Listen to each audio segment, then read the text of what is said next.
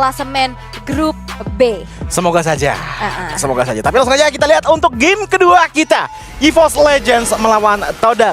Yang menurutku menjadi highlight untuk di game kali ini adalah Hellcurt lawan Baxia. Iya, tapi nampaknya di sini harusnya power early dari Baxia sendiri ini benar-benar ditangkis habis-habisan dengan adanya gangguan yang dilakukan oleh Dreams di sana. Yes. Kita tahu Baxia ini sering banget, dia mobilitasnya kencang, dia farming juga cukup cepat. Jadi potensi early aggressionnya ini cukup ditutup sih sama pergerakan dari Dreams. Masalahnya menurutku adalah kalau kita ngomongin burst power dari surprise attack, mungkin akan dimiliki oleh Hellcurt dengan sangat-sangat baik. Tapi kalau misalkan kita ngelihat dari aspeknya, Novaria-nya ngambil ke arah Little Wanderer. Kecuri ya. Iya. Itu lumayan banget loh pasti dari segi levelingnya. Tapi setidaknya tipis-tipis masih terlihat unggul. Walaupun kali ini dari segi emblemnya kita intip. Yes, kita akan melihat dari segi emblemnya terlebih dahulu. Bukan Tenacity, Agility dan juga Season Hunter yang diambil. Dan out of nowhere untuk daerah bottom lane tiba-tiba ada First Blood datang dari Hellcurt-nya Nea. Gelap ya? Karena top lane, yes tadi ada Dark Knight Falls juga yang didatangkan membuat posisinya. Ini kalau udah formasi ke knockdown ya untuk di arah early game-nya, Fluffy udah bakal mulai motong-motong. Dan kalau udah motong-motong kayak gini, ini tandanya satu, rotasinya bakal lebih luas dibandingkan dengan Formase. Tuh, tapi udah mulai ketemu juga ya nampaknya di arah bottom lane, Formase dan juga Fluffy. Tapi Hujumnya yang memang selalu terkena dengan adanya poke damage ya dari Martezi dengan asal recall-nya, dia dipaksa untuk mundur terlebih dahulu walaupun menuju ke arah bottom lane, Turtle yang pertama sesaat lagi akan muncul. Yes, dan kalau kita ngeliat dari segi posisinya Nea, ini lagi berada di arah top lane yang sebentar lagi mungkin akan menuju ke arah purple buff terlebih dahulu, baru ke arah Turtle. Mengingat dengan adanya Baxia jungle, mungkin dari segi proses pengambilan jungle-nya akan cukup lama, tapi ternyata kayaknya pengen di-trade sih sama Nea dengan ngambil ke arah orange buff saja yang dimiliki oleh Malik. Yap, karena susah banget sih. Yang bisa ngasih space di situ loh, ada Fluffy sebagai frontlinernya ya, karena Dreams ini bakal susah pastinya untuk bisa nahan damage. Basically dia adalah tipikal yang inisiator, tapi Nea tertabrak sudah, masih bisa mundur dengan adanya Shadow Transition. Terkena kembali damage dan flicker menuju ke arah satu Tidal Slash, ditarik dengan Diva Judgment oleh Dreams. Aksi penyelamatan yang begitu baik. Dark Knight Force dibuka juga membuat dari Todak kali ini cukup kehilangan vision, sehingga Malik harus mundur terlebih dahulu. Terkena damage yang dikeluarkan oleh Brass dan juga dari Hujumnya, tapi Formase flicker menuju ke arah depan. Masih ada Retribution yang dimiliki oleh Nea, sehingga purple buff pun masih rezeki untuk Nea. Darah boleh tipis, tapi Retribution masih standby. Otomatis dengan purple buff yang diambil, ini trading yang bisa dibilang cukup oke sih sebenarnya untuk EVOS Legends di arah early game-nya, walaupun tidak seagresif di game yang pertama. Bahkan kalau kita ngeliat dari segi laning power masing-masing tim, EVOS Legends untuk di arah XP lane-nya ini Fluffy sangat mengganggu, bukan karena 1v1-nya, tapi karena cutting lane yang terus dilakukan.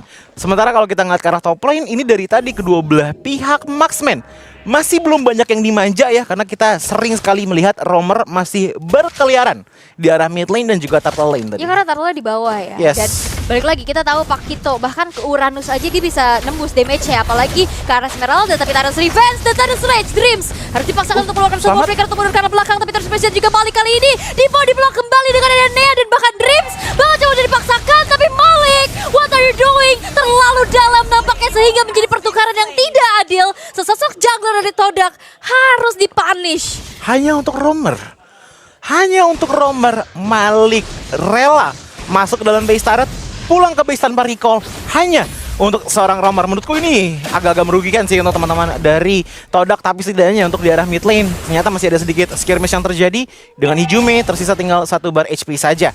Sementara untuk di arah bottom lane, laning masih cukup oke. Tapi mungkin aku akan ngebahas bahwa tadi Nia sempat juga menggunakan dead listing-nya, tapi ternyata dia agak sedikit miss yang ngebuat HP dari Malik itu tadi nggak berkurang dengan cukup drastis. Makanya tadi cukup lama juga untuk numbangin dia di dalam base star. Tapi udah mulai ada sedikit pergerakan dari Formase. Yap, Formase tertiban dengan ada Falling Star Moon untuk kali ini. Harus mundur terlebih dahulu, dan bahkan 4 player dari Todak dipaksa untuk mundur. Fluffy? Ada sebuah Astral Echo curian dan Formase dipegangin terus-menerus, dijogetin oleh standard dash dari Fluffy, sehingga Formase harus terpunish untuk kedua kalinya, dan Turtle-nya pun harus dipaksa reset terlebih dahulu. Yes, membuat teman-teman dari Todak pun mundur, dan Malik akan mengambil ke arah purple buff-nya terlebih dahulu. Sementara itu, Nea lihat bagaimana dia fokus sekali untuk langsung mengamankan Turtle yang kedua yang ada di menit ke-5.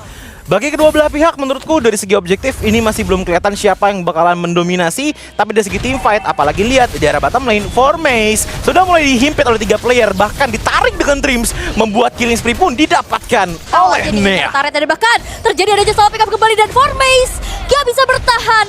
Terkena damage yang cukup besar dan bahkan kali ini keuntungan besar kembali terjadi. Walaupun Malik mencoba untuk melakukan adanya sedikit invasi ke arah jungle yang dimiliki dengan retribution, tapi Ayumi tersolo pick up di arah top lane dengan adanya Brans yang dimiliki. Astral Echo dibuka, mereveal keberadaan teman-teman dari EVOS Legends, tapi lihat Hijume bertahan sekuat tenaga dengan adanya Arcane Shadow Strike, tapi ditabrak lagi dan bahkan Ashi one last hit dan Brans berhasil menjadi eksekutor sehingga 2 player dari Todak masih dihilangkan begitu mudah dan Malik menjadi player selanjutnya yang harus ditumbangkan dengan double kill yang diamankan oleh Brans. 2 kali berturut-turut menurutku ada pertukaran yang tidak wise diambil oleh Malik dengan yang tadinya mengincar ke arah Dreams pertama.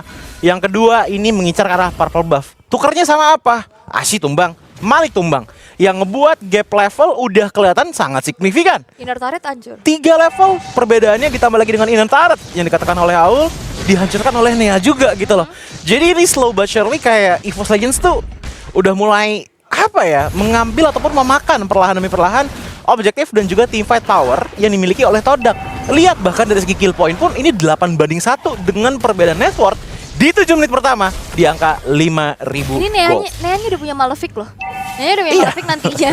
Maupun Malik ataupun Ashi sekalipun yang ada di depan itu Bocor. bakal ditabrak aja.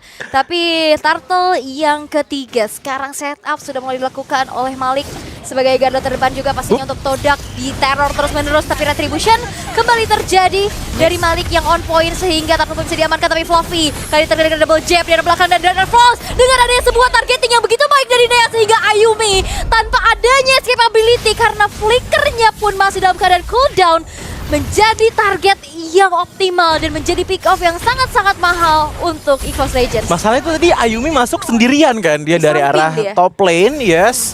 Nggak ada yang bisa nge-cover juga, Ashinya juga udah tumbang duluan.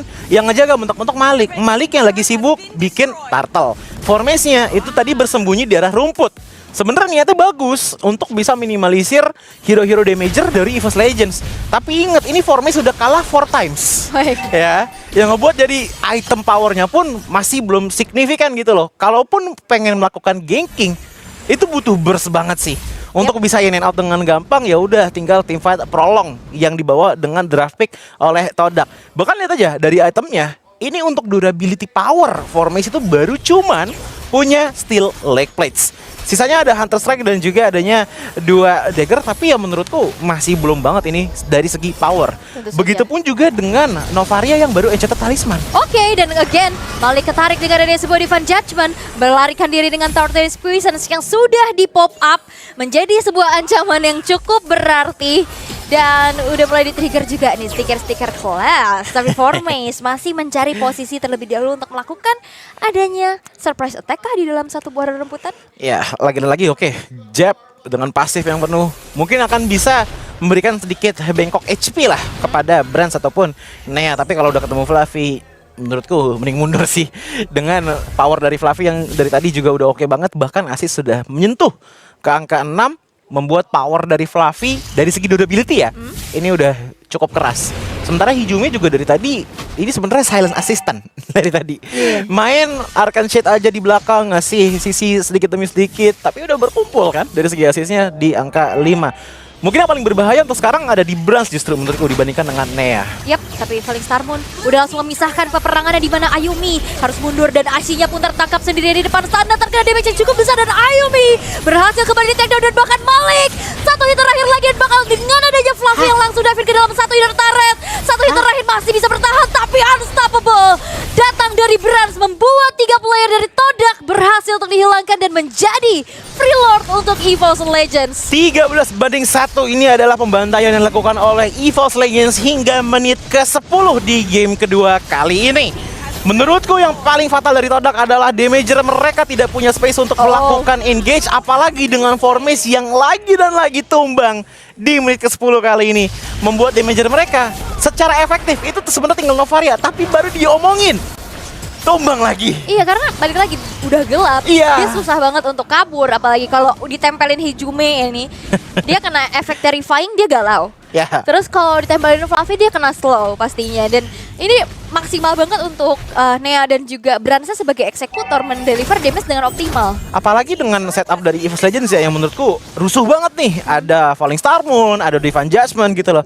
Jadi tuh seakan-akan nggak cuma frontline aja yang agak susah untuk dihadapi oleh Todak karena item defense-nya kurang, tapi juga karena backside-nya gitu loh. Yang ngebuat Ayumi nggak ada space, Marzi nggak ada space ya. Terus yang ngasih damage siapa? Baxia pun untuk sekarang ya, menurutku powernya itu mirip-mirip dengan Balmond. Early-nya oke, masuk arah late game bisa ditahan banget. Oke, dan ini juga cukup sulit ya pastinya untuk Todak sendiri karena maupun itu ada frontliner dan juga backliner itu diacak-acak dan dipisahin perangnya, tapi di Fajas berkali terkena baju seorang Ashi. Dengan adanya semua Titus Revenge menjadi sebuah balasan, tapi nampaknya Ayumi pun terjebak. Gak bisa bertahan terlalu lama, 3 player dari Todak berhasil untuk dihilangkan. Satu wave minion bakal dihantarkan ke dalam satu base turret di arah middle. Ditabrak lagi dengan Falling Star Moon. Dan kali ini kembali kepada game di mana 4 base kembali harus dihilangkan untuk ke-6 kali dan Killing Spree diamankan. Base-nya cukup terekspos dan menjadi milik dari EVOS Legends. 2-0 is real. Permainan macan putih yang langsung saja mengkerok-kerokan sang tim Todak. Mencakar-cakar. Cakar-cakar, kerok-kerok tuh apa ya bahasanya? Mencabik-cabik. Gigit, mencabik-cabik, betul sekali. Dengan permainan bersih 2-0. Gameplay yang sangat indah dibawa oleh teman-teman dari EVOS Legends. Apalagi